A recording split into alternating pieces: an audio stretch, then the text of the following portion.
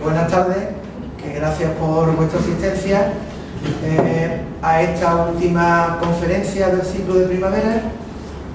Ya no nos vemos hasta septiembre, como sabéis, y este ciclo pues lo vamos a terminar con un broche de oro, participando en una charla grabada Antonio Morgado Rodríguez, que él es profesor de la Universidad de Granada, del Departamento de Prehistoria y Arqueología, es especialista en industrias líticas y está especialmente vinculado con Ronda, primero por amistad, ¿vale? Aunque fue primero profesionalmente y después por amistad, ¿sabes?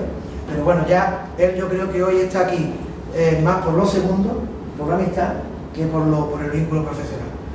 Nos va a hablar de un tema bastante interesante, de uno de los yacimientos más importantes que tenemos en la depresión, aunque según me ha avanzado esta mañana, la libertad de cátedra que va a tener a partir de ella mismo, ¿vale? Cuando consiga su plaza de profesor titular, que yo lo avanzo aquí, que será en breve, pues le permite tener libertad a la hora de expresar lo que quiera, que yo creo que así será y además se lo agradeceré. Así que yo me callo ya, les dejo con Antonio.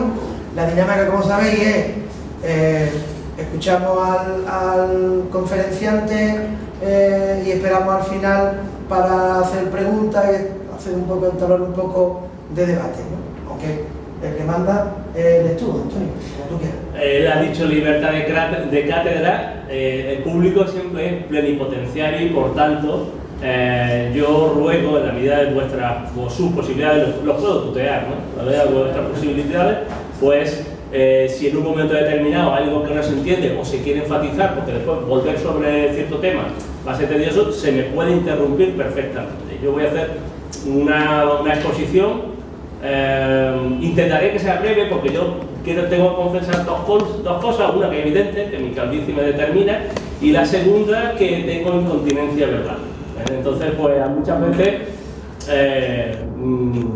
pues nos enrollamos más de lo que realmente debería, ¿no? Y encima, con las derivadas de que un tema que en principio y entre comillas uno domina, pues evidentemente está tan metido en su torre de marfil que no nos damos cuenta que a veces pues ciertas cosas, conceptos, pues no se entienden. Pues yo os ruego que me interrumpáis en cualquier momento y el discurso que deambule por donde tenga que ir, más allá del guión del PowerPoint.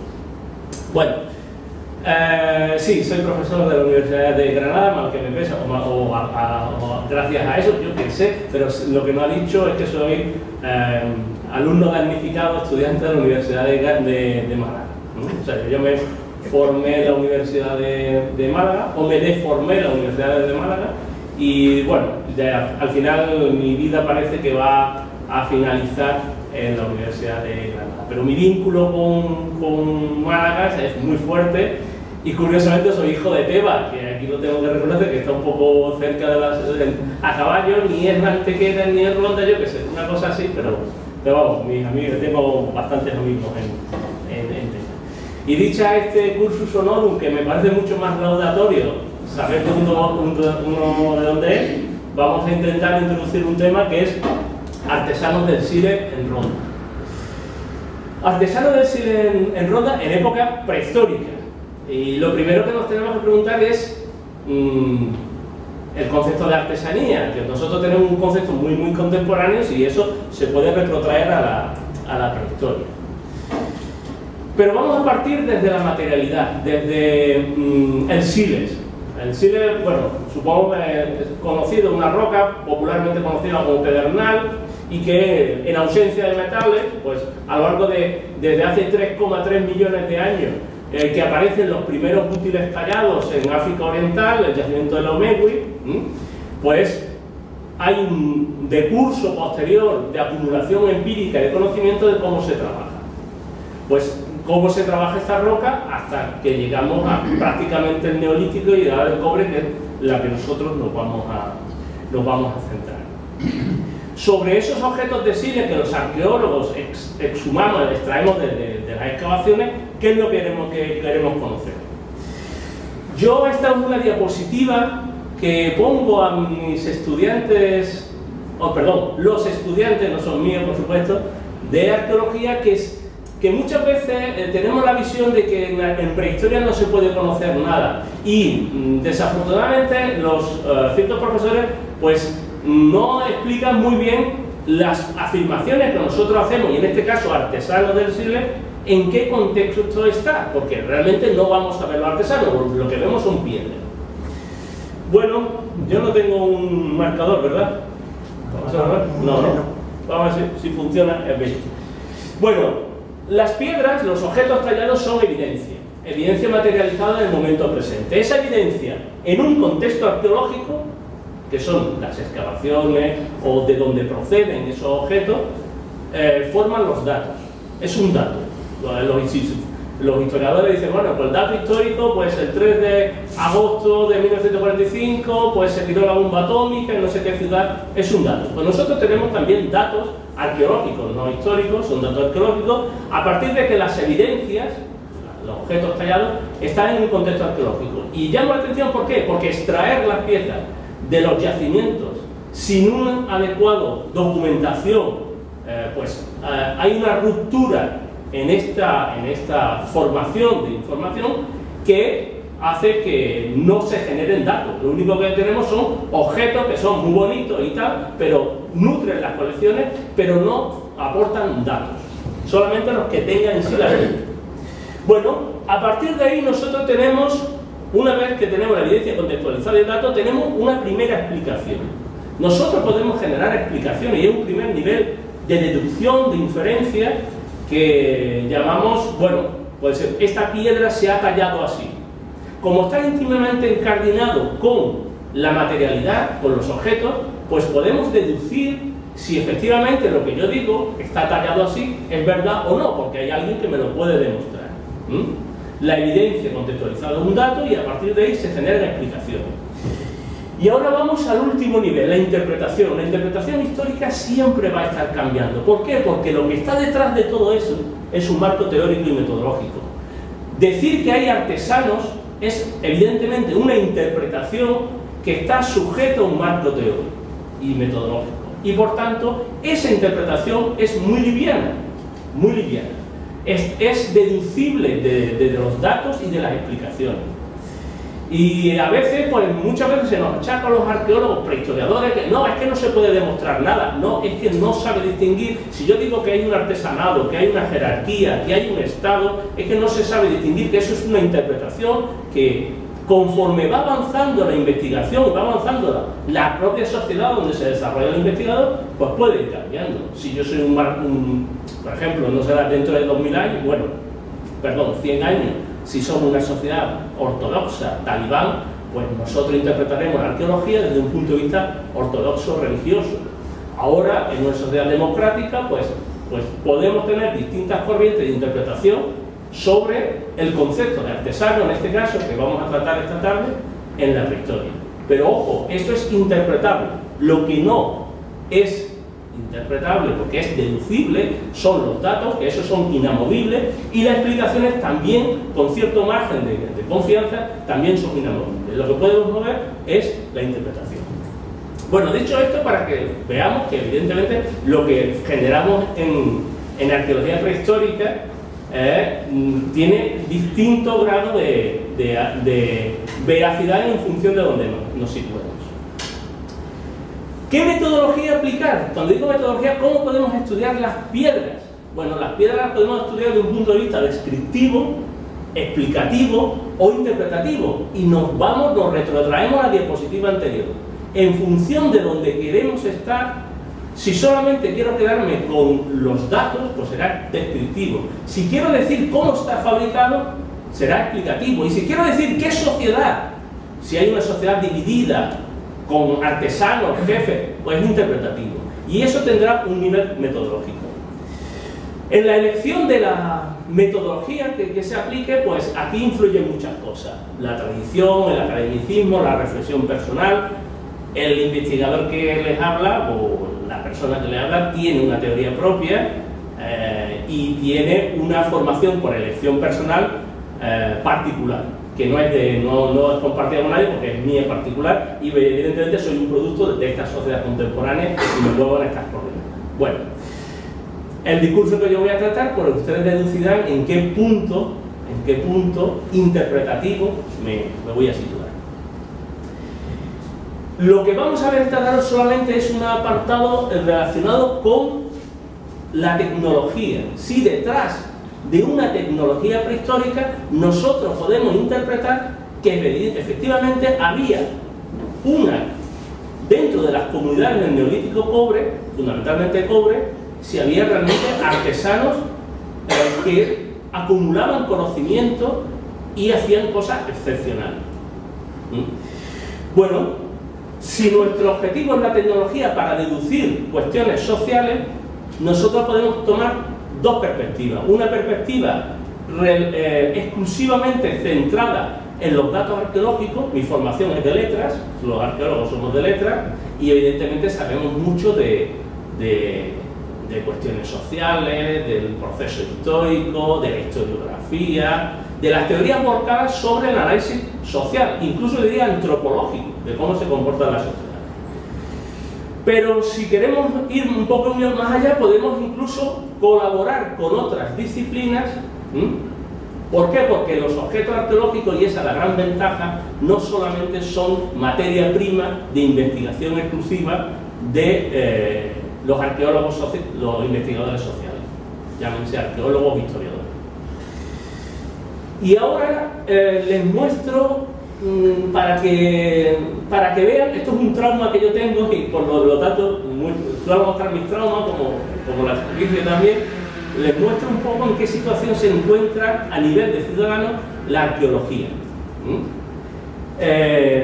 La arqueología evidentemente es el campo exclusivo, y yo doy clase en un grado, que por fin tenemos un grado de arqueología diferente al grado de historia. Yo me formé en la historia, hice historia, pero después en Granada sí tenemos un grado exclusivamente de arqueología, porque su teoría y metodología es propia. Sin embargo, ahora vivimos en un mundo en el cual, y algunos de los compañeros que están aquí, arqueólogos, también lo saben, pues de la noticia periodística. Solamente salen los medios de comunicación en función de que tiene un gran descubrimiento, por el último mono que se ha descubierto en África, o que has aplicado una metodología espectacular que no tiene nada que ver con lo tuyo porque es de geología o que es de genética o tal, y evidentemente te permite ir a la noticia periodística. Y eso es lo que vemos. Para el que les habla, todo lo que llamamos las aportaciones de otra ciencia llamada arqueometría es periférico a la arqueología. Lo más importante es la arqueología.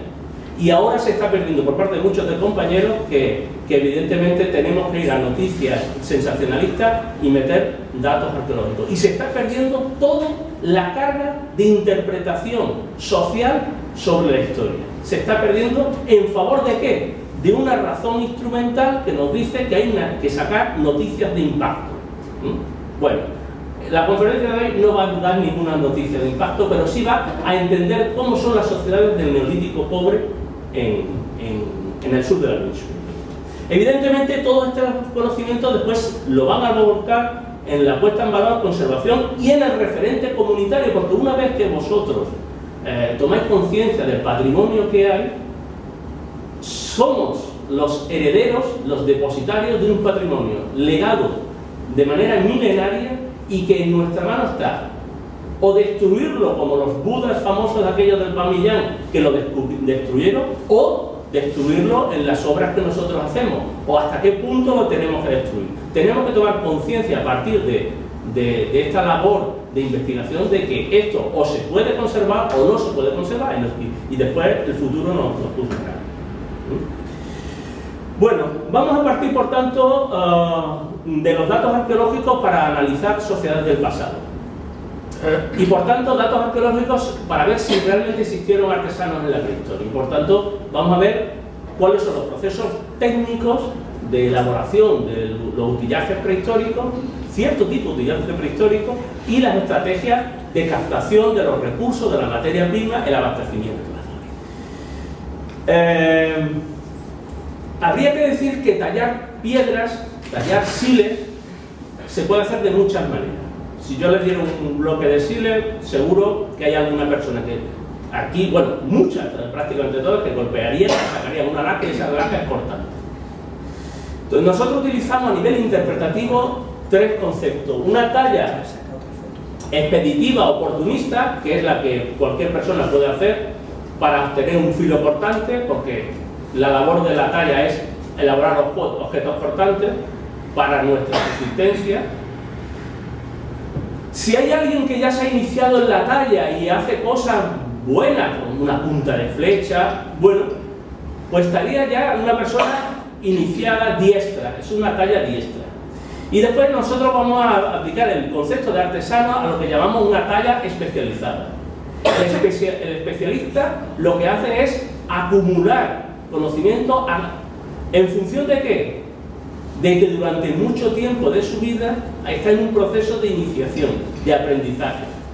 Lo que nosotros hacemos, por ejemplo, lo que a nosotros se nos ha hecho cuando vamos a la escuela es un proceso de prolongación de la infancia para tomar una habilidad de conocimiento que nos dé una ventaja adaptativa en términos biológicos en esta sociedad. Y mientras más alto es la escala, pues más conocimiento tengas, en teoría te da más ventaja. Después hemos demostrado que, bueno, que la realidad política actual no es muy allá. Pero bueno, dentro de un sistema de que el que tenga más conocimiento pues tendrá una ventaja en cuanto que es especialista en un campo, el ingeniero, el médico, etc. El arqueólogo, pobrecito mis compañeros arqueólogos, lo pasamos muy mal, pero bueno, nos da esa ventaja. Bueno, pues vamos a ver esto en el pasado. Por tanto, la artesanía o talla especializada implica una serie de condicionantes que tenéis en la serranía. Primero, una materia prima. Materia prima puede haber en distintos sitios, pero hay una materia prima que se va a seleccionar por sus cualidades técnicas en función de la talla que se quiere hacer, del objeto que se quiere elaborar.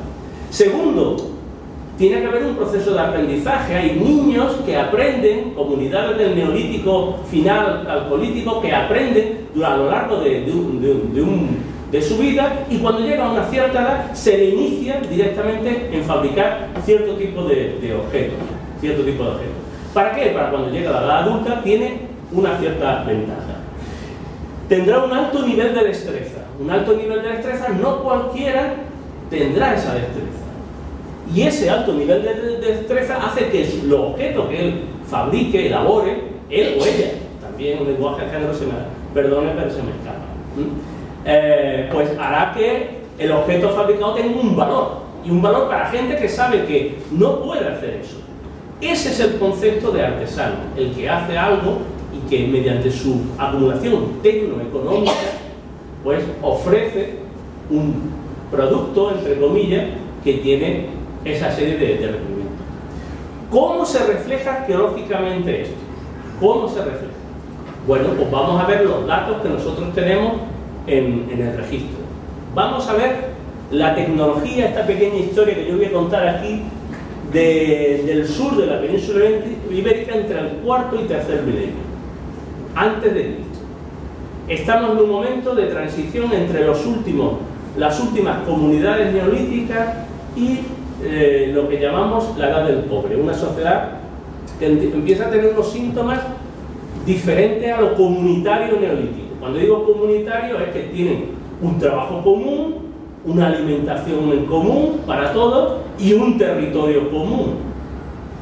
Bueno, pues eso en el neolítico final, y ese es el concepto de comunidad, eso parece ser que se va a romper a finales del cuarto milenio antes de Cristo, sobre el 3400 al 3000, y aquí prácticamente todas las comunidades neolíticas calcolíticas se van a disolver sobre el 2400. Nosotros vamos a ver esta pequeña historia. Evidentemente la vamos a ver con el microscopio de la tecnología lítica. Podemos ver patrones de asentamiento, tipo de tumba, pero bueno, solamente esta tarde, como el tema es muy amplio, lo vamos a ver en esta parte concreta.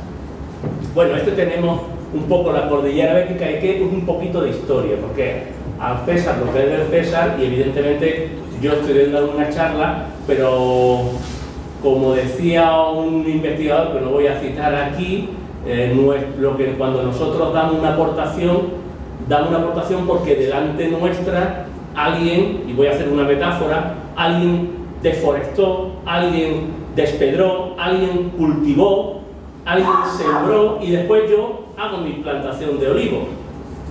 Pero claro, hay un proceso de miles de años para domesticar el paisaje. Pues la investigación pasa igual.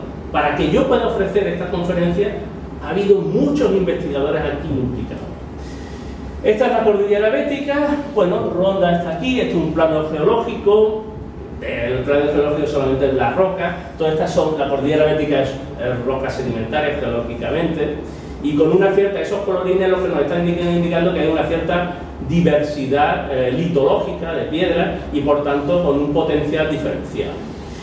En Ronda, curiosamente, es una de las zonas donde dentro de esta historia aparece una publicación muy primigenia de los años 80-81 por profesores de la Universidad de Sevilla que estudiaban colecciones que ya existían aquí desde la posguerra, desde el 46, que se estaban acumulando en Montecorto, y en concreto procedente del Cortijo del Moral, no sé si lo conocen, y de la Sierra de Málaga. Bueno, se dio a conocer eso como la mayor cantera de sile existente para el neolítico cobre, aunque en ese momento tenía cobre, bronce, pero bueno, eran otros tiempos. A partir de ahí otros profesores que ahora mismo están en activo en la Universidad de Cádiz, aunque también son malagueños exiliados, pues hicieron su tesis doctoral continuando esos trabajos en el Alto Vélez, en la zona del Alto Vélez, y otros compañeros en el cercano Valle del Turón. Efectivamente se volvía a repetir que hay una serie de accidentes geológicos donde hay muchos siles y que ellos llamaban talleres asociados donde se producía muchísimo sile. Bueno, también en la Universidad de Málaga, pues en la zona de Coín, por la zona de Alzaina, pues se descubrió otro, que es Ardite, y algunos compañeros míos ya en los años 90, estamos avanzando en el tiempo, pues también hicieron proyectos de investigación sobre minas, porque ellos ya sí hablaban de minas de sile, no de talleres de minas, en la zona del Pasillo Chiribel. Pero curiosamente este de aquí, del Pasillo Chiribel, no era lo mismo que vamos a ver aquí, porque el proceso artesanal que aparece aquí es diferente al que hay aquí. En esta historia yo me incorporo cuando hago mi tesis doctoral de la zona a caballo entre los dos. Yo soy de Málaga, pero a caballo entre Granada, bueno, por una zona que es el poniente granadino, la zona de Loja, Montefrío, donde ya se había excavado un yacimiento muy importante y tal, y eso, bueno, pues yo lo pongo con una especie de óvalo, porque evidentemente no hay un único cantera o mina, es un conjunto bastante amplio, una formación geológica muy continua en el territorio y que se explotó por distintas comunidades a lo largo del tiempo. ¿De qué piedras estamos hablando? ¿De qué proceso artesanal estamos hablando? Bueno, el neolítico empieza, no sé si lo ven, en el 5500, digámoslo circa, o sea que aproximadamente sobre el 5500, la investigación tiene que avanzar un poco. Esta es una imagen sacada de una aportación que hicimos con el profesor Jacques Pellegrin de la Universidad de París, en el cual, bueno, pues veíamos que efectivamente las primeras comunidades del neolítico agropastoriles que hay en Andalucía, pues hacen una tecnología, digamos así, el microchip de la época, una tecnología laminar, que era lo más avanzado que había en su momento, pero de muy pequeño tamaño, y que prácticamente esta tecnología de estos primeros agricultores evoluciona con ciertos cambios que nos vamos a tratar aquí hasta aproximadamente el cuarto milenio. Pero en el cuarto milenio hay una ruptura, que lo vemos aquí, una ruptura con una tecnología que implica un desarrollo de la talla muy singular, porque fabrica objetos relativamente grandes y en algunos casos de excepcionales dimensiones. ¿Qué pasa en la transición entre el entre una tecnología neolítica, puramente tecnología neolítica, y una tecnología puramente de una sociedad que ya empieza a tener metalurgia, de la edad del cobre. Bueno, hay toda una serie de yacimientos que yo cito ahí, en el cual nos está indicando, y voy a poner solamente un ejemplo, que en un momento de transición conviven objetos. Estos son las típicas láminas, que son enormes cuchillos que llegan a los 20 centímetros de longitud, mientras los neolíticos son de muy pequeño tamaño. Objetos que tienen una regularidad extrema, una rectitud increíble, frente a otro, este es de una misma tumba en Alberite.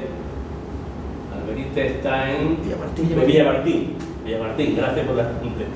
Frente a otros que tienen, bueno, mucho más sinuosos, más espesos. Aquí se está viendo que se están utilizando dos tecnologías para hacer objetos que son similares, son objetos alargados que son elementos cortantes. Pero hay dos tecnologías y curiosamente todos esos yacimientos se están ubicando en la franja de transición. Dos tecnologías, uno que utiliza una técnica y otro que utiliza otra técnica. Y que al final van a dominar esta técnica muy depurada sobre el resto que se va a dar. Bueno, esta es la típica tecnología neolítica, la pongo como un ejemplo, fíjense lo pequeñito y lo que sacan son láminas, efectivamente, muy rectilíneas, pero de un muy pequeño tamaño. Frente a la edad del cobre, a partir del 3400, 2400. Y estas son fechas, aunque pone aproximada, pero sí son fechas. Todos los yacimientos por debajo del 3400 tienen este tipo de láminas.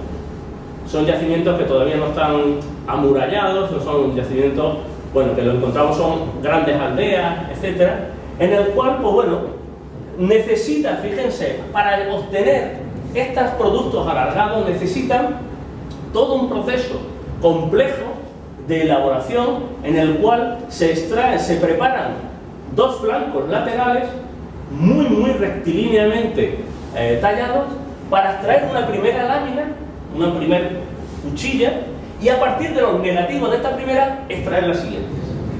Casi un producto estandarizado, un producto, yo me atreveré en términos contemporáneos, sería industrializado, muy estandarizado, muy normalizado. Aquí tienen los núcleos agotados y aquí aquellas son las láminas.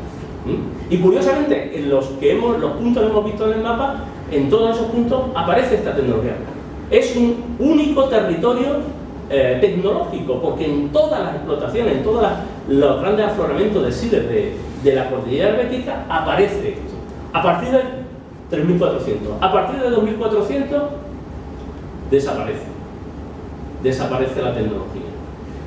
¿Qué pasa en el 2400? Hay una crisis de la edad del cobre, llamamos en la Andalucía oriental, llamamos cobre final, y bueno, en el sureste llaman mundo argárico, los inicios del mundo del arca, la edad del bronce.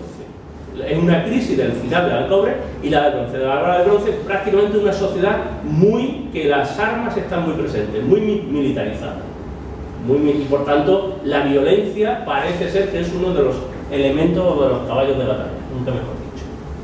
Bueno, fíjense, esto es un esquema un poco de la montaña de Malaver, cómo son, para llegar a obtener esas láminas, ellos tienen en la mente un esquema de talla, como artesanos, en el cual tienen que configurar formas muy prismáticas, muy estandarizadas, para que toda la producción de estas cuchillas sea regular.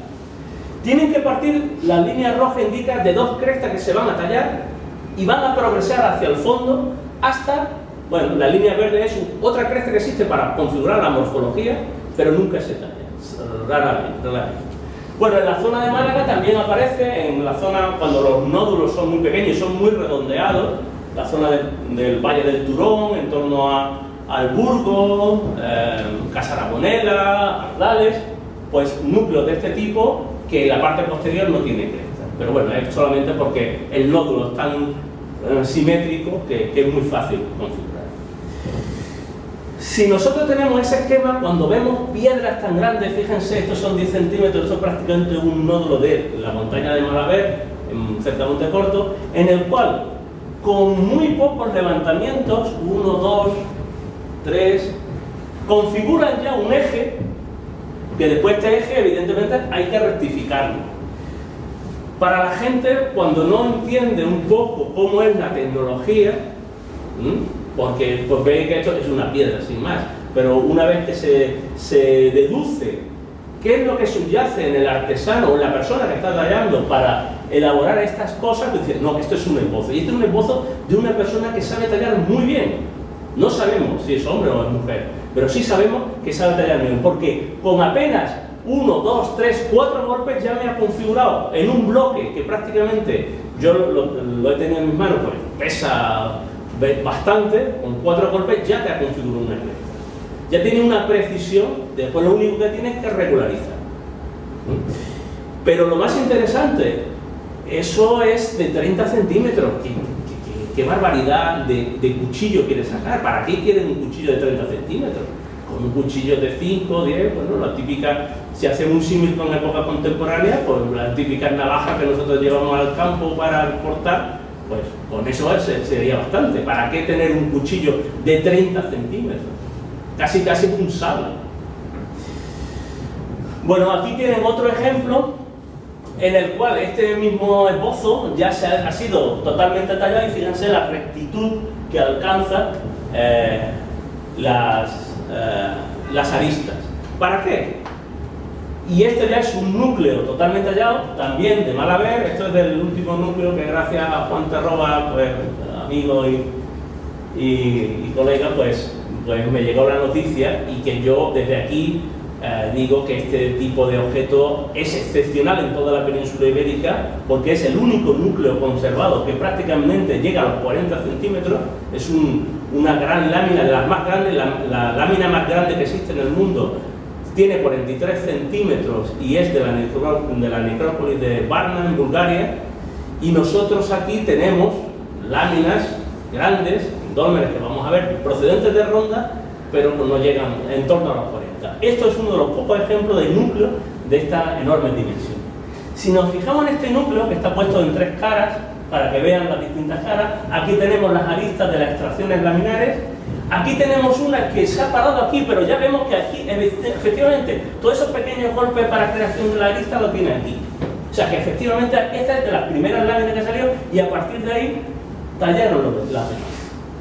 Se abandonó y no se recicló, y esta es la suerte. Fíjense las dimensiones, si lo comparamos con mi mano, se ve por el vitílico que tiene mi mano, pues las dimensiones son espectaculares. Es una pieza de museo única. Actualmente está en depositario de una persona individual. Pues bueno, espero que tome conciencia de su importancia y que este material no se pierda cuando esta persona desaparezca, y que sea donado pues para una institución, para que todos podamos admirar la artesanía de este tipo de objetos. Pero lo curioso es que el mismo proceso técnico que tenemos para cosas excepcionalmente grandes, fíjense, cosas excepcionalmente pequeñas. ¿Por qué lo más grande y por qué lo más pequeño? Aquí se está diciendo, yo puedo hacer cosas muy grandes y yo puedo hacer cosas muy pequeñas. ¿Por qué? Porque la persona que no el núcleo, sino la laminita en sí, dice, esto no lo hace cualquiera, esto yo no soy capaz de hacerlo.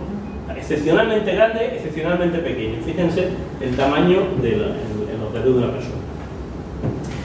Y esta es la estrella de toda esta historia. Esta es una lámina, curiosamente aparecen en las tumbas, en los dólmenes, son las tumbas de esta época, y fíjense la rectitud que tiene, la perfección. Es una cuchilla perfecta. ¿Para qué sirve? Bueno, yo no soy especialista en traceología, pero bueno, los que han hecho traceología pues han deducido que sirven para cortar, sirven como un cuchillo, sirven incluso una vez roto para las hoces.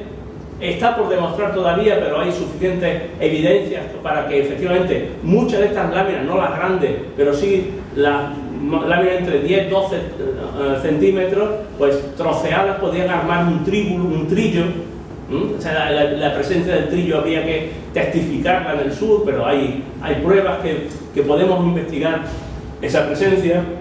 O sea que sirve para un montón de cosas. Y las más grandes que hemos visto pues son elementos de prestigio. Aparecen en contadas tumbas y en tumbas que tienen, como vamos a ver ahora, pues un significado muy especial. Bueno, un aspecto muy concreto de la tecnología, un aspecto muy concreto que nadie se había percatado, bueno, sí se había percatado, vamos a verlo, un momentillo. Esta es una imagen de un investigador belga del siglo XIX que ya dibujó estas láminas de la necrópolis dolménica de los Millares y que se dio cuenta de que para extraer una lámina tenían que preparar un punto, que está aquí, y extraerla. Dado que estamos hablando de la utilización de la presión, esa regularidad extrema, es concentrar toda la fuerza de presión en un punto y generar una lámina. Eso es muy difícil. Concentrar la fuerza de presión, en mi caso, pues soy un poquito gordito, pues con aceleración puede llegar a 80 kilos, ¿no? Pues concentrar toda la fuerza de presión para extraer la lámina. Bueno, y esto lo vemos en esta lámina. Pero ojo, ¿qué objeto hay que poner ahí? Porque eso, el pedernal es un elemento cortante, en una arista y que no se rompa. Evidentemente no puede ser un elemento orgánico, ya sea una madera, ya sea un hueso, tiene que ser un elemento duro y no puede ser una piedra porque rompería. La piedra o el elemento muy duro rompería esa arista y la arista, como vemos, no se rompe. Tiene que ser duro y dúctil al mismo tiempo. Duro y dúctil. ¿Qué útil podía ser? Bueno, ese sería el típico de preparación de ese tipo de superficie para extraerla. Y esta es la lámina, ¿no? Esta es nuestra lámina de Louis Siré y una arqueológica. Yo no sé qué tipo de útil será. Yo puedo hacerles pensar que deduzcan ustedes qué útil será. Pero en el resto del mundo tenemos este tipo de preparación de punto para presionar fuertemente, concentrar 80, 90, 100, 200 kilos y que no se rompa y que se extraiga la lámina. ¿En qué otra parte? En Europa les puedo decir que en ningún sitio, solamente en el sur de la península ibérica. ¿En el resto del mundo? Sí. ¿Dónde? Pues vamos a verlo. En Pakistán, en el Neolítico reciente, entre el cuarto y el tercer milenio. También en Pakistán, en otro yacimiento calcolítico, por supuesto, evolucionado, en el tercer milenio. En el Próximo Oriente, Líbano, Palestina, son llamadas hojas cananeas y están también entre el cuarto y el tercer milenio. Son idénticas, se llaman cananeas, bueno, pues de Canaán y ya está. Y en Mesopotamia, en Nínive, también a principios del tercer milenio. ¿Qué está pasando en todas estas sociedades? Del Próximo Oriente, todas son del Próximo Oriente. ¿Qué está pasando en estas sociedades para que en el mismo momento estén desarrollando lo mismo que está pasando aquí? Evidentemente que son sociedades que ya conocen los metales y aplican el potencial de un material nuevo que es el metal, pero ojo, no como nosotros pensamos porque nuestra mente está distorsionada. Si nosotros fuéramos neolíticos, lo más importante es fabricar objetos cortantes. El metal es algo rojo que se puede moldear y tal, pero lo importante son los objetos tallados. Entonces son sociedades que conocen que el metal puede ser aplicado a fabricar los objetos tallados, los cuchillos. ¿Qué pasa? Que una vez descubierto la metalurgia, después podemos aplicar eso no solamente para tallar, sino para fabricar los propios cuchillos en metal y hachas en metal. Ese será el paso siguiente. Y eso será también lo que va a acabar con la tecnología lítica. El desarrollo de toda amplia utillaje que sea metálico. Pero en un primer momento, el metal es subsidiario de lo importante que es tallar siles para nuestros útiles cotidianos. Bueno, No se sabe muy bien por qué, lo guardamos aquí, pero las láminas del sur de la península ibérica son idénticas a todas las que hay en el Próximo Oriente. Y podemos pensar que es una cuestión de convergencia, que son sociedades que tienen muy asimilado a la metalurgia en su proceso de elaboración de utillaje. Bueno, de acuerdo, ya sabemos cómo es el método. Hay dos conceptos que yo estoy utilizando, aunque no lo he dicho, que es el método ese de esquema, como artesano que soy, seguido yo tengo un esquema mental para fabricar estas cuchillas. Yo tengo un esquema, digo, tengo que hacer una forma prismática, tiene que ser así y tal. Y para alcanzar ese grado de maestría, pues el niño es iniciado, llega a la edad adulta hasta que se convierte en artesano y puede fabricar. O sea que necesita mucha materia prima para elaborar. Y ese método de talla es deducible de los restos arqueológicos. Aquí tienen las láminas que vio Luis Siré, la necrópolis de Millares, que llegan curiosamente a los 40 centímetros. Bueno, estos son 35 centímetros. Pero ¿cómo se tallaron? ¿Cuál es la técnica? O sea, estoy hablando de que son hojas muy regulares, las características son extrema regularidad, bordes y aristas paralelos y perfil recto. Son características que otros investigadores dicen, esto es la utilización de la presión. ¿Qué es la presión? Presionar con la fuerza del cuerpo hasta que se rompe la piedra. Pero por más que mi director de tesis, yo tengo una pequeña confidencia, mi director de tesis, ante la afirmación de otros investigadores, decían, bueno, eso es imposible que alguien saque una lámina esta de 40 centímetros con la fuerza del pecho, o sea, apretando ahí, es imposible. Se parte el pecho, él decía literalmente, se parte el pecho. Entonces él dijo, pues tiene que ser otra técnica. La otra técnica es la percusión indirecta, ante poner un puntero y golpear. Pero eso no saca una extrema regularidad, no saca esas características. En mi tesis doctoral yo le demostré que hay una técnica que es la presión, pero presión reforzada. ¿Cómo? No con la fuerza del cuerpo. Hay sistemas de palanca. Estamos en un momento del megalitismo, donde se están moviendo enormes bloques de piedra y conocen el principio de la palanca. Lo único que hay que aplicarlo a la talla del sile. No son sociedades, tenemos una idea de son sociedades que están con las cabras, con el rebaño, agricultores, ganaderos. Son sociedades que tienen unos conocimientos tecnológicos muy importantes y están aplicando el principio de la palanca para tallar sile. Eso fue mi tesis doctoral. Pero una de las conclusiones es presión reforzada mediante sistemas de palanca. Y aquí entramos para saber cómo es la talla, porque el método deducible de los restos, cómo podemos demostrar, y eso fue uno de los caballos de batalla mío, cómo podemos demostrar que efectivamente se aplica la palanca y cuántos kilos de presión se están aplicando.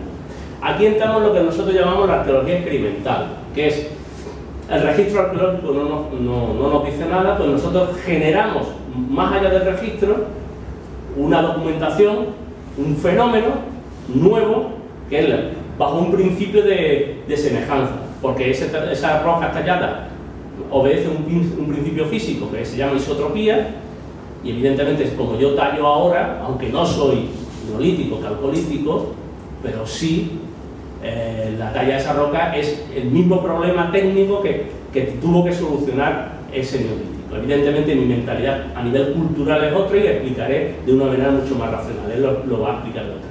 Pero sí es un principio que nosotros aplicamos a lo que llamamos la arqueología experimental. Aquí tienen un esquema de cómo es un proceso de investigación de la arqueología experimental. Nosotros tenemos el pasado, con su dinámica social y su contexto de abandono, al contexto arqueológico, y el presente. Y en el presente nosotros tenemos la excavación arqueológica, que es donde se generan esos datos que hemos visto, pero ahora vamos con la experimentación a provocar el fenómeno.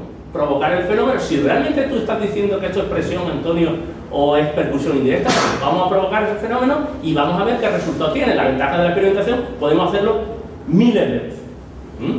Y evidentemente partimos de una hipótesis. La hipótesis es lo que estamos viendo.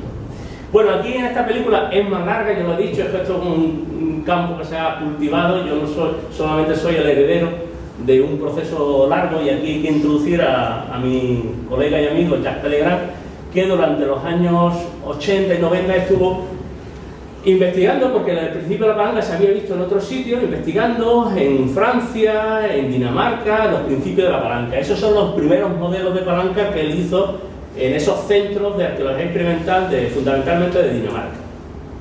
Los objetivos que se plantearon en esta experimentación que nosotros desarrollamos muy a lo largo del tiempo es la validación de la utilización de los principios de la palanca, documentar los esfuerzos que hacen falta para extraer esas grandes láminas y generar modelos matemáticos que puedan calcular cuántos kilos de presión hacen falta para extraer esto. Bueno, lo primero que tenemos que hacer es comprensión del proceso artesanal, y todo lo que yo les he contado, aunque podemos verlo en el registro, fue recreado a nivel experimental. Fíjense, aquí tienen uno de esos núcleos recreados.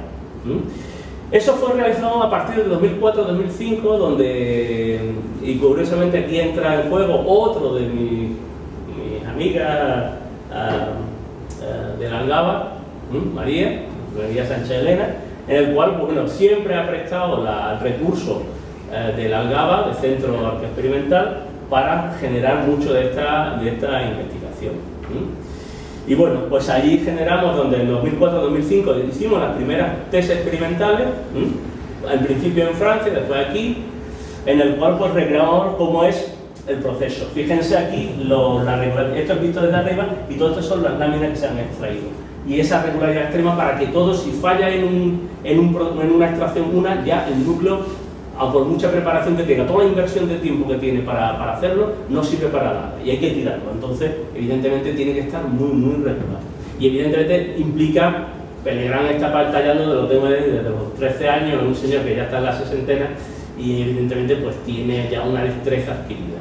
Pero él decía, mira Antonio, yo en relación con un neolítico puedo estar en torno al 70% de su habilidad.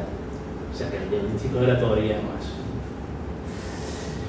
Bueno, con la presión nosotros nos dimos cuenta que si generábamos un modelo de todas las láminas que extraímos, muchísimas láminas, pues vemos que con la presión con el cuerpo y la presión con la palanca, veíamos que las anchuras de las láminas, la longitud no, había láminas muy grandes, láminas muy cortas, pero la anchura de la lámina sí es un calibre en el cual separamos muy bien la fuerza humana normal de una presión reforzada.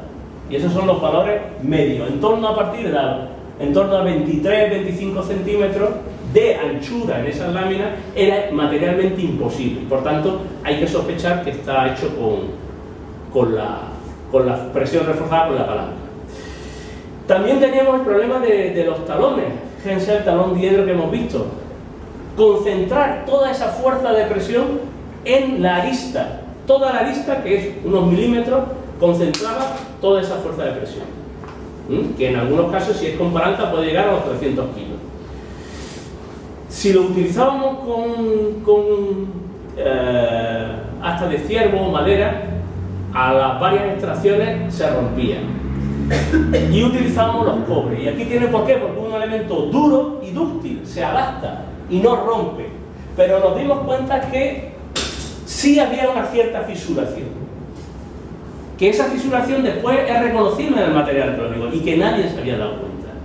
¿Por qué? Porque cuando vamos, esto es una lámina arqueológica, fíjense, hay una fisura aquí y otra aquí porque el elemento que hace la presión, esa es la lámina de allí, está ahí. Y ese es el contacto, por delante y por detrás. Y efectivamente se repetía lo que nosotros estamos viendo en el material.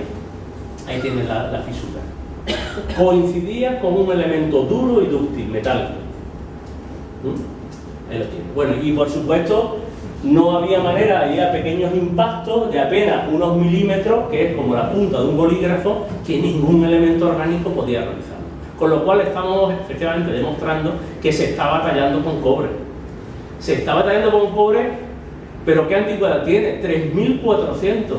Nosotros pensábamos que la metalurgia estaba a partir del 3000, 2900, no, muchísimo antes de lo que se sospechaba que existían los metales. Pero ojo, en el momento que aparece no es un elemento de adorno, de tal, es un elemento funcional. ¿Y qué quiere decir? Eso tiene implicaciones sociales que después se acaso comentar. Este es el modelo de palanca. En 2007 hicimos la recreación experimental en la Algaba, en un curso de talla, Y ya diseñado, con toda esa experiencia diseñó este modelo de palanca que tiene lo vamos a ver aquí cómo funciona. El núcleo, fíjense, lo tienen aquí. Esto es un tronco huecado y la lámina, este señor que está aquí como toreando, es porque la lámina va a salir despedida y desde la presión. Evidentemente lo que está multiplicando la fuerza de presión por X, por 10. Vale. Y el resultado pues son esas.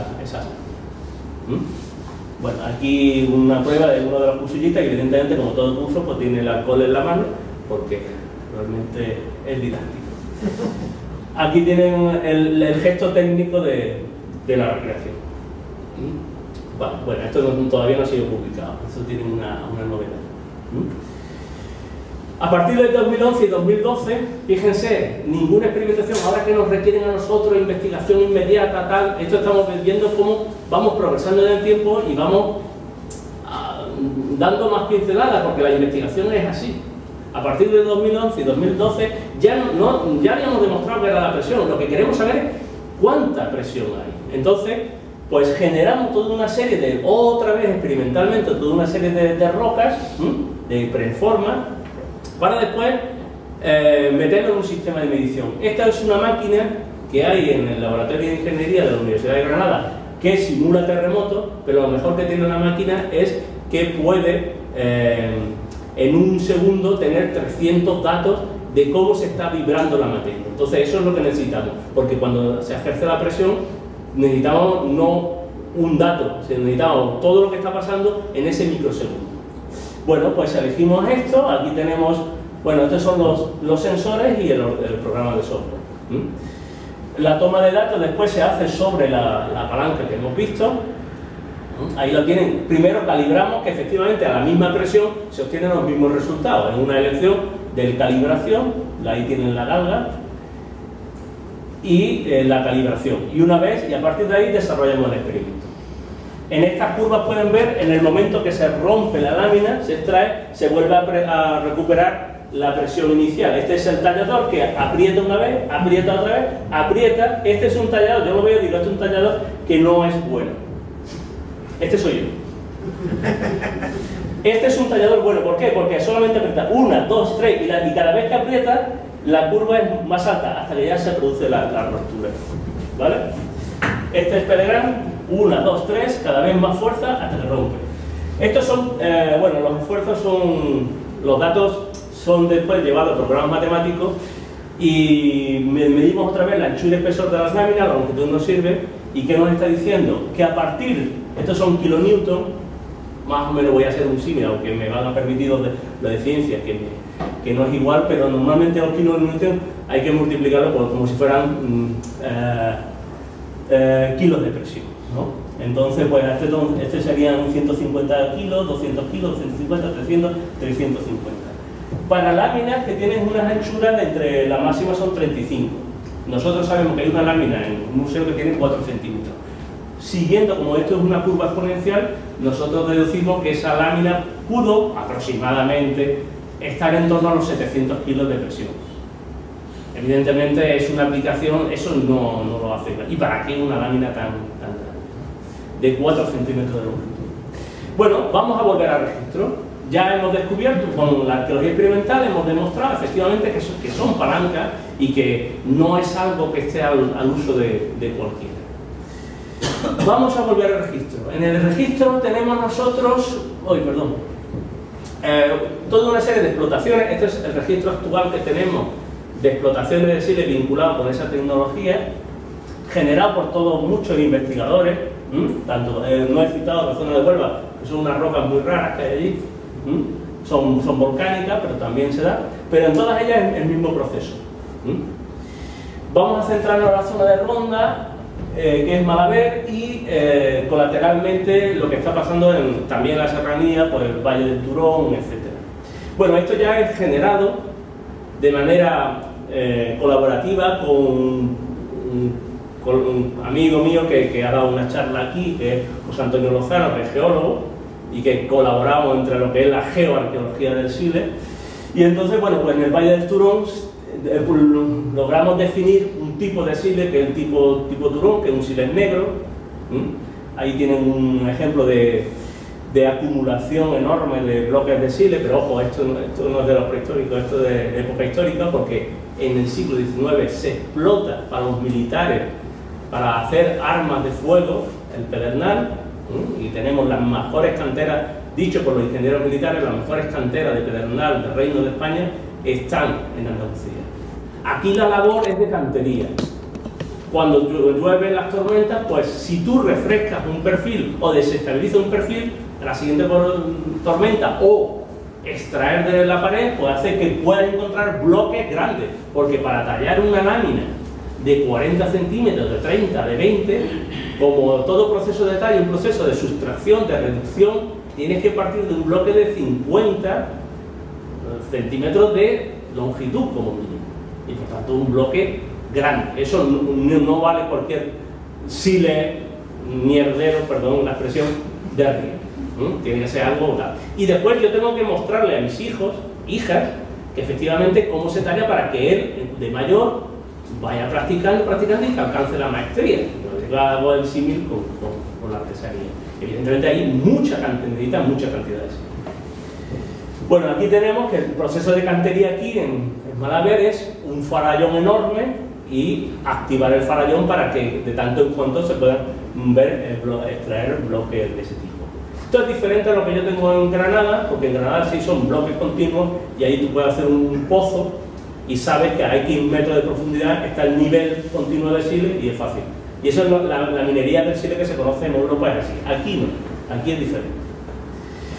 Lo interesante de esto es que en la montaña de Malaber, que es una fotografía aérea, vemos la cantidad de yacimientos que están circundando, de dólmenes, una barbaridad. La montaña de Malaber, dicho ya en su momento, dice, el más importante taller de siles conocido en Andalucía. En ese momento, ya sabemos que hay otros que son igualmente importantes. Pero sí hay que destacar que no hay un poblado que esté controlando la materia prima, el acceso a la materia prima, sino que son multitud de dólmenes, de gente, de comunidades que se están enterrando ahí.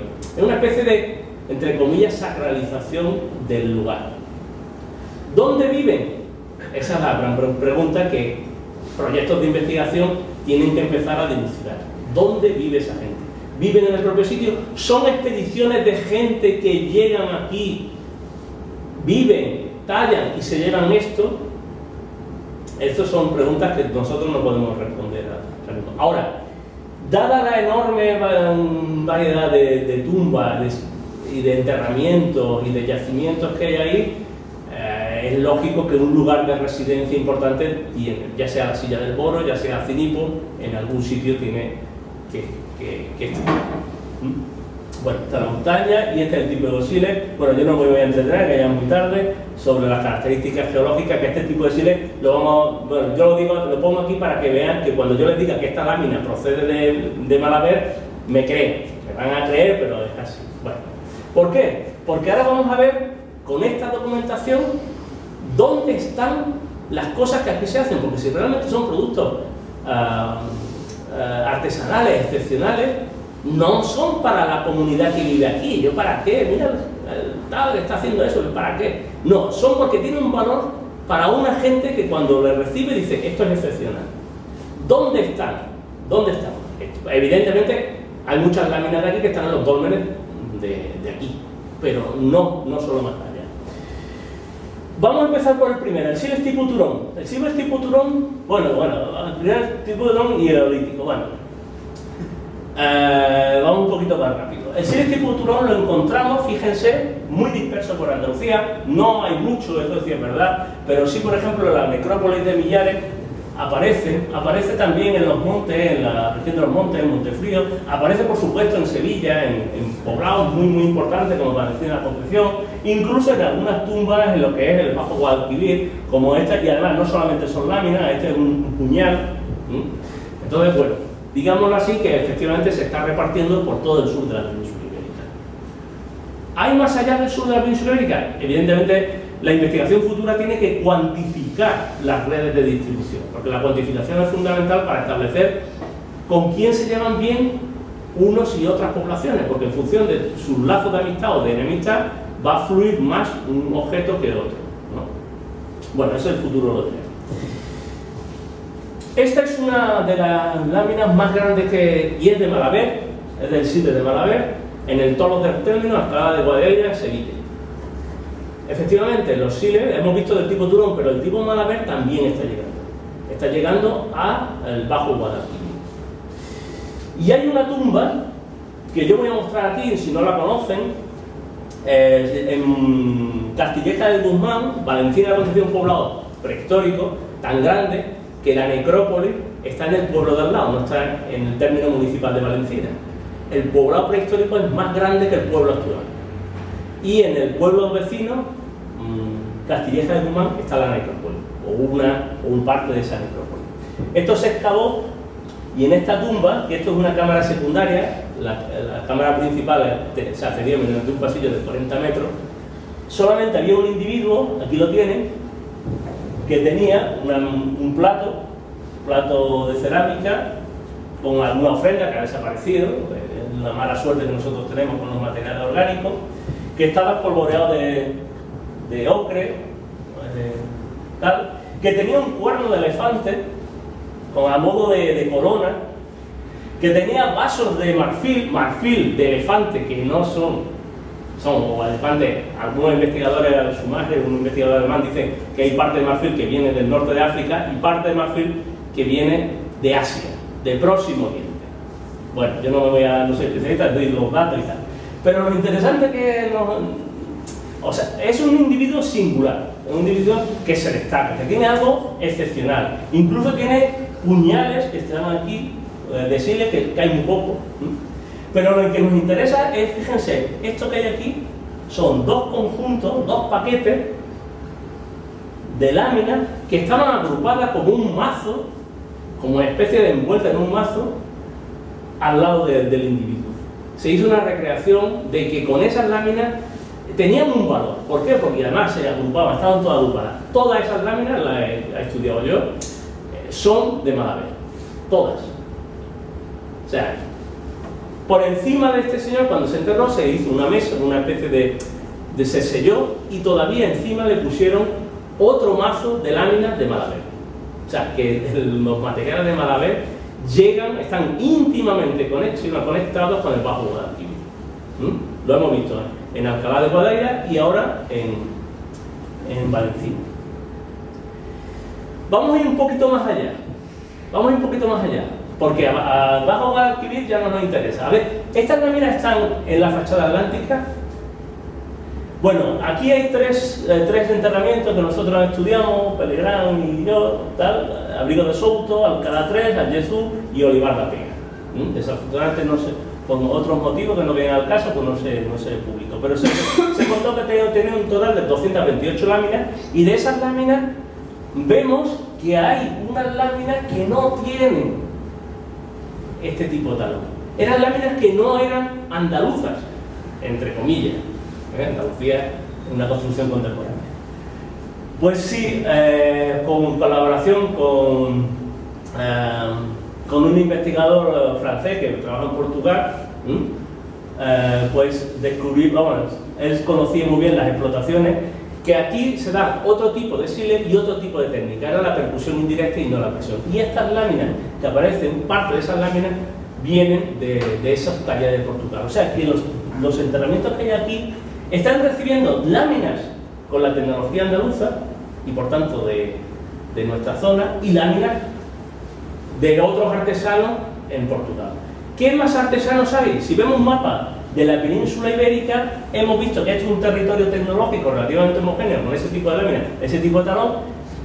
En Lorca hay un pequeño punto, de momento los datos que hasta ahora conocemos, que se da también el tipo de preparación, pero los núcleos son diferentes. En Montón de Giloca se da otro tipo de artesanos con otras materias primas y otro proceso, sí en la presión, pero no es igual que el que hemos visto en esta conferencia. En Monegros todavía está muy en el aire, se piensa que sí, que hay otro, pero todavía no se han encontrado. Se sabe que hay algunas láminas porque se encuentran los dólmenes, se sabe que este es el dolmen de Monegros, pero no se han encontrado todavía los talleres. En el centro peninsular también hay otras zonas de producción de láminas y en la Extremadura portuguesa con estas láminas que hemos visto. Si nosotros tenemos todo esto viendo qué tipo de materia prima tiene y qué tipo de tecnología tiene, estaremos en condiciones ahora en el sur de la península ibérica, en territorios no solamente de Andalucía o de la fachada atlántica, mucho más extenso, de localizar cosas. ¿Y esto de dónde procede? Procede de Aragón, procede de tal, procede de cual. Estaremos en condiciones de ver de dónde proceden las cosas. Y dentro de los primeros resultados de esto se publicó por un colaborador, un investigador gallego, Rodríguez Rayán, que me vio en una conferencia, y al ver la conferencia pues dijo: Antonio, yo tengo una lámina de las tuyas. Esto es una lámina del sílex tipo turón, este sílex negro, bueno, con crema, que aparece aquí con este tipo de talón, que está en Chada Armada, un túmulo funerario en la ría de Pontevedra. Estamos hablando del tercer milenio, o sea que a partir de este momento hay una circulación que desborda el ámbito regional y está llegando a sitios muy lejanos. Nosotros ya tenemos la base empírica para que, o nosotros, o generaciones futuras, empiecen a establecer todos estos lazos en función de que empecemos a ver bien los materiales arqueológicos, tanto a nivel tecnológico como de materia empírica. Esa es la lámina, y bueno, no pongo una diapositiva con la lámina de tipo turón porque hemos visto las características geológicas de las bioturbaciones. Conclusión, yo creo que ya me he extendido demasiado, ¿sí o no? ¿Bueno? Demasiado. Para seguir navegando en esta singladura de estudiar la sociedad desde una pequeña faceta, que es la tecnología. Pero es como todo en la vida, nosotros estudiamos una faceta, pero es semejante, sí semejante, casi igual que la sociedad. Podemos estudiar la sociedad de muchos aspectos. En este caso lo estamos estudiando desde la fabricación, desde la tecnología. Es como estudiar la sociedad capitalista desde la fabricación de coches. Nosotros estamos viendo las sociedades neolítico-cobre desde la elaboración de objetos. Y dos conclusiones importantes. Una, a nivel patrimonial, y esto es importante.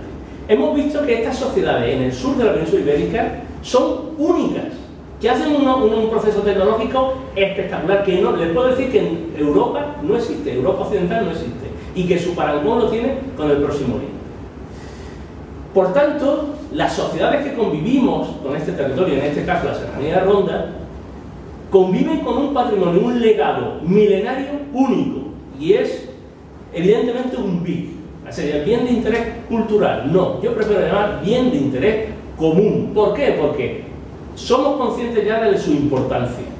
A nosotros nos queda legar ese legado, ese patrimonio para el futuro. ¿Por qué?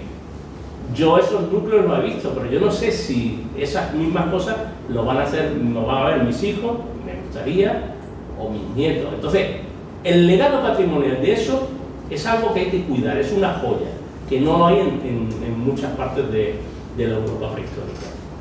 Y por tanto, somos responsables de lo que pase allí. Y si aparece un núcleo excepcional y alguien tiene la osadía, digámoslo así, individualista, de decir, mira, esto lo voy a vender para acabar en una colección de un americano o un norteamericano que la ha comprado en el mercado negro por X, yo les puedo decir que he visto en eBay cómo se venden estas cosas y vamos, que me dolió, y además que he visto estos núcleos, los he visto en un tallador americano, en los vídeos de YouTube.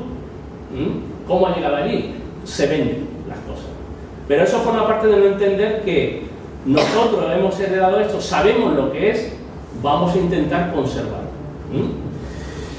Lo segundo, que también, no solamente como objeto arqueológico, sino la importancia de los recursos geológicos. La importancia de los recursos porque esa materia prima es excepcional. Y parece que es una sierra Malaver que está ahí, que es... Bueno, son pedernales, son excepcionales. Y como cosas excepcionales, ahí se conservan. Entonces tampoco hay que depredar los recursos geológicos. Hay que intentar conservarlos. Yo aquí pues hago un llamamiento para que la comunidad, porque los depositarios de la comunidad, en este caso la más inmediata es Monteporto, y yo sé que amablemente me han cedido para que estudie esos materiales y los vea, pues bueno, que en el futuro, pues ya que tienen un ayuntamiento, pues que se haga un centro de interpretación donde, con la buena voluntad que yo sé que va a existir de todos los vecinos, pues se hará un museo de lo más digno, que sea referente europeo en este aspecto, en la minería del siglo y en la talla artesana. ¿Por qué? Bueno, porque cuando yo muera, si yo soy coleccionista, tal, pues yo quiero que este legado pues no perdure más allá de mí, ¿no? Entonces ya hago un llamamiento a que a ver si se puede hacer algo de algún tipo de institución museística que esto se conserve o se difunda, más allá de una simple charla de especialistas.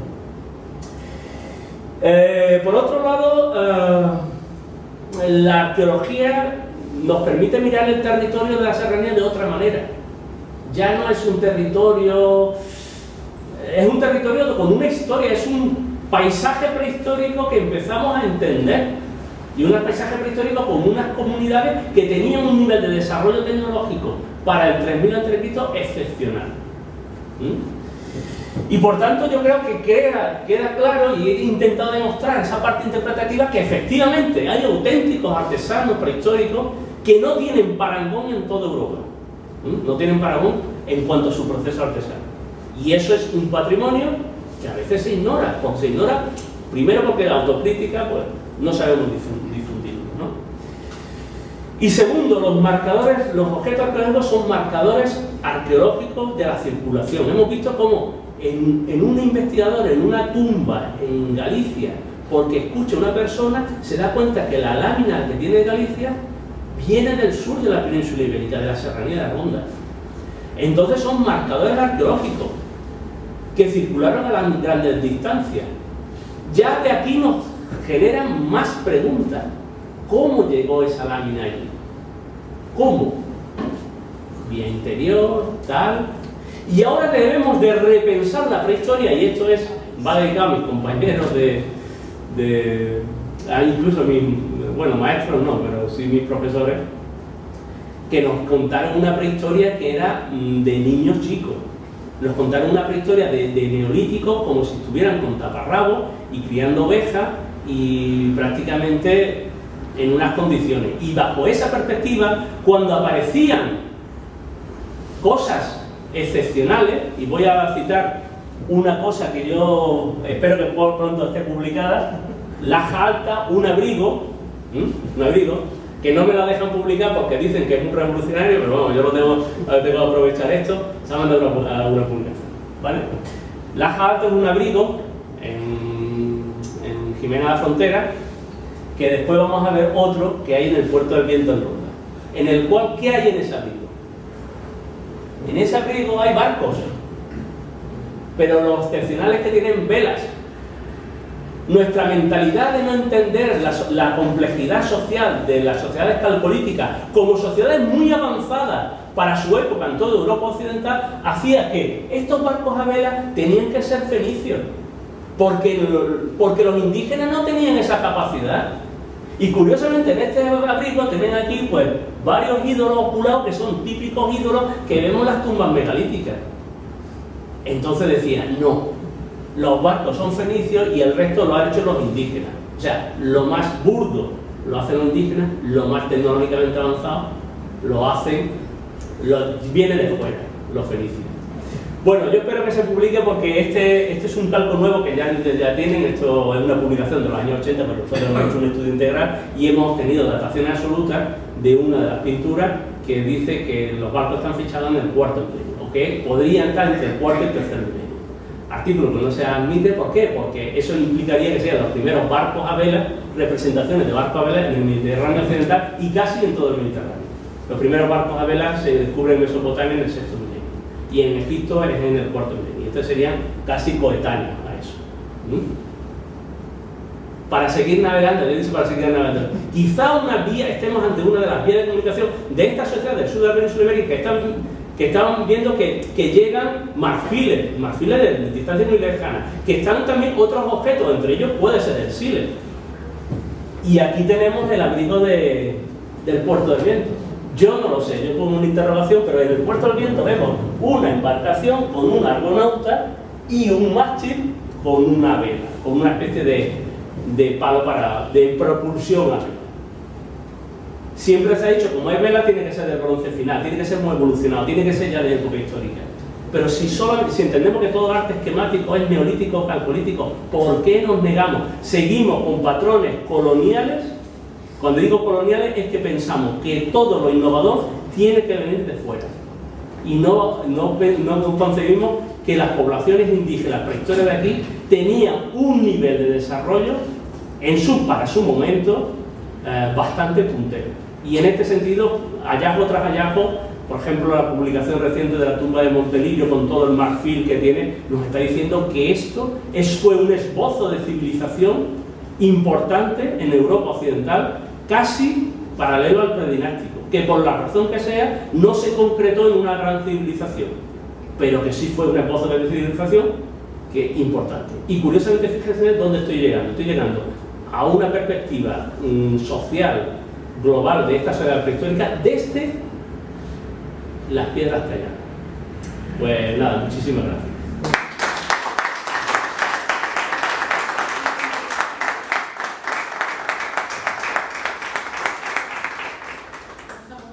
Cinco minutos solamente, que no he oído de tiempo, ¿vale? Si hay alguna pregunta.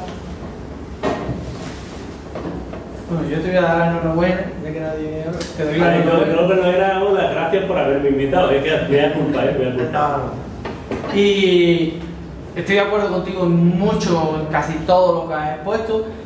Reforzar la idea de la navegación desde muy antiguo. Mi compañero y amigo Eduardo Bijanda en campo de hockey no se ha terminado de publicar, pero cuando salgan los datos, Miguel Botella, que conoce muy bien la antropología, está diciendo que son negros, subsaharianos.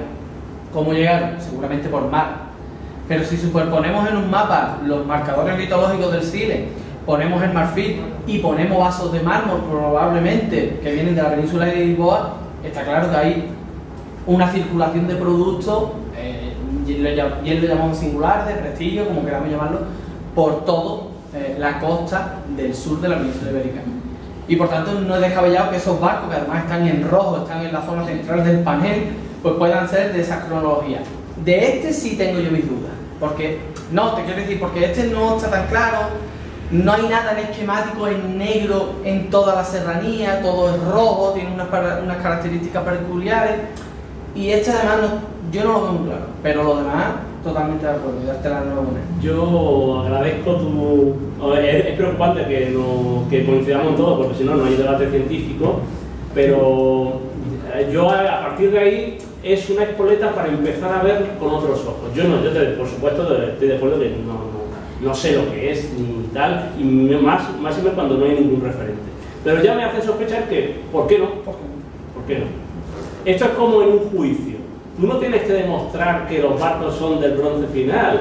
Tú tienes la sospecha de que pueden ser más antiguos. En un juicio tú no tienes que demostrar tu inocencia, ¿no? ¿Se entiende? Tú tienes que ser culpable. Pues entonces que a mí me demuestre que son del bronce final, porque todo lo demás en arte esquemático es neolítico cobre.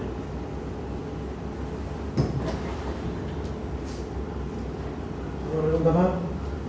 La utilización del metal se ha podido comprobar científicamente con el análisis de los colores, ¿no? ¿Cómo se ha hecho?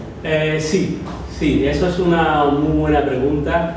Te puedo asegurar primero que el que te habla no tiene un proyecto de investigación millonario para empezar a hacer lámina multiple. Entonces, con cualquier cuestión arqueométrica, cuando yo he atacado un poquito al principio la arqueometría, porque se está convirtiendo en o tienes arqueometría o no eres nadie, forma parte de que esto es un sistema que se está retroalimentando. Para tener arqueometría necesitas mucho dinero, y si no tienes mucho dinero no estás presente en las revistas internacionales, ¿no? Bueno, dentro de la medida de nuestras posibilidades escasas económicas, en el año 2005 sí seleccionamos un material de Montefrío, de las excavaciones de la Piedra Gitano, que no habían sido lavados. El problema es que cuando se lava el material se pierde, y estuvimos durante 3 días, una técnico y yo, pues analizando láminas. Evidentemente lo que veíamos era pues otras cosas, pues había mucho ocre, pues mercurio y tal. tuvimos una prueba positiva de que efectivamente en la superficie de contacto había un residuo de cobre, pero no se llegó a publicar. ¿Por qué? Porque también el cobre estaba contaminado con zinc. El zinc es un elemento muy volátil y el zinc también, cobre y zinc es latón. Entonces, aunque las contaminaciones con los útiles arqueológicos modernos, cuando tú ves un microscopio electrónico de alta resolución, pues se ven, y eso era un pequeño nódulo, dada la composición que tenía ese pequeño nódulo, pues decidimos que no era una prueba válida, habría que seguir indagando. Este año pasado hemos seguido indagando un material que nos llegó muy bueno de un taller de Siles, porque hicieron una zanja y que no logramos no se lavara, y no tampoco las pocas pruebas que hicimos no dieron un resultado positivo.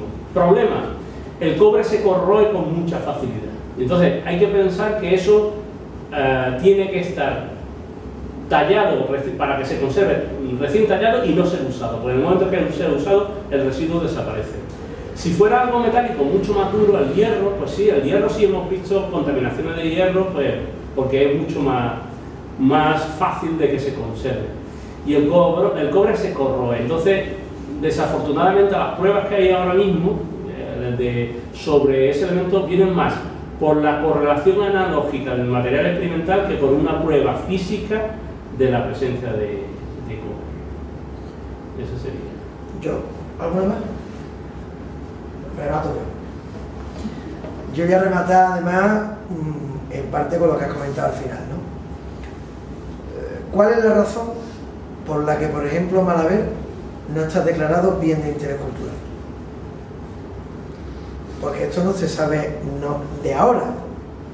O sea, desde hace mucho tiempo sabemos que la montaña de Malaver tiene una cantidad de actuaciones mineras que no solamente se reducen al cobre, o sea, al Siles, sino que además hay experiencias de estaciones mineras metalúrgicas.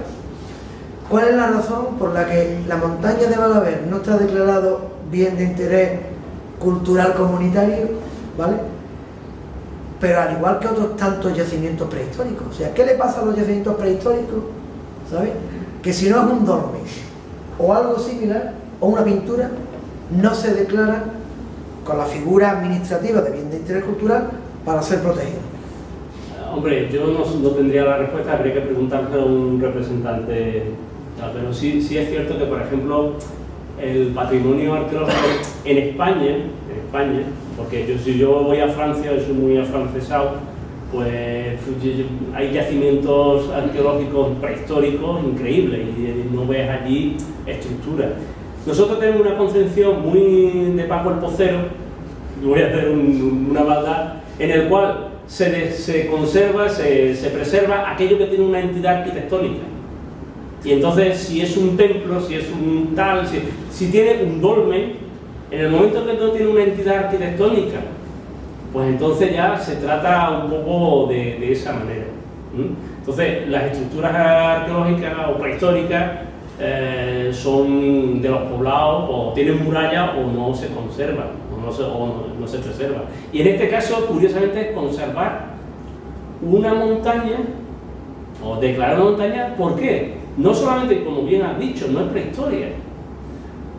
Quizá una de las hipótesis, si yo fuera investigador de la protohistoria o de época romana y me dedicara a estudiar a Cinipo, Malaver tiene mucho que ver, porque lo mismo que estamos intentando ver en época prehistórica, ¿dónde está el lugar donde tal? Vosotros lo tenéis delante de las narices. La gran ciudad es Acinipo y la Silla del Moro. ¿Y dónde están? Al lado de la montaña de Malaver. ¿Por qué? Si es polimetálica, tiene Siles, pero la otra parte tiene hierro, colorante, ocre, almagra, antimonio, no sé si se utilizó, plata, y Acinipo acuñó moneda de plata. La montaña de Malaver, para las cordilleras béticas, porque si te vas a Huelva hay mucho mineral, pero en la cordillera bética hay muy pocos sitios, en las montañas calizas, donde haya minerales. El Malaber está jugando aquí para una sociedad que está a caballo entre la prehistoria y entrando ya en sociedades más jerarquizadas de la edad del bronce, donde los metales van a jugar un papel. Pues tiene los dos elementos. Para la prehistoria yo entiendo que sile y metal están unidos. Para la protohistoria, impepinable. Es más, si tenéis las pruebas de metal, que esto es un centro metalúrgico importante, porque tenéis el molde de espada de bronce final, que es único. Y vasija horno también. O sea, que aquí hay una minería y hay unos artesanos del metal en distintos tipos de épocas. Ojo, cuando... No lo he dicho, pero cuando yo digo artesano, no hay que pensar en el concepto contemporáneo de artesano. No es un artesano a tiempo completo, ¿eh? Es un artesano que tiene unos conocimientos para tallar el sile, pero él sigue con su modo de vida doméstico, si es agricultor, si es ganadero, sigue un modo de vida. No es un artesano contemporáneo que solamente talla el sile. ¿Vale? Muy bien. Bueno, pues hasta septiembre. Gracias. Feliz verano. Gracias.